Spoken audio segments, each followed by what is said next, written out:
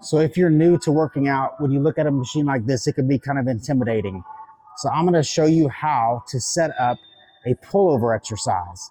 So what you're gonna do is you're gonna line this machine up to where essentially your shoulder width apart, and we want to be slightly flexed at the shoulder as well. So I'm gonna adjust these to where I am up to around level 3 so that I am flexed at my shoulder, and I'm gonna move it shoulder width apart for me, which is gonna sit probably around 2 here.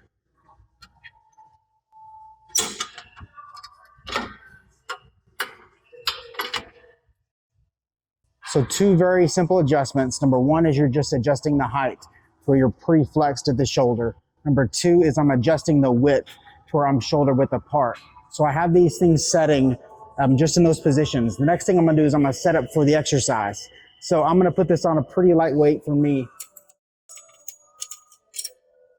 And what you're gonna do is you're gonna position your feet to where you are hip width apart. And I'm starting with my hands slightly above my shoulder. I'm gonna stick my butt back so that I'm anchored at the hip because my lat crosses my hip. So I've gotta be anchored here. If I'm not anchored here, my lat doesn't have anything to pull off of.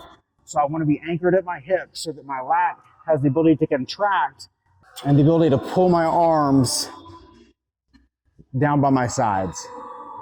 So I'm thinking about my back pulling my arms down towards and a little bit past my hips.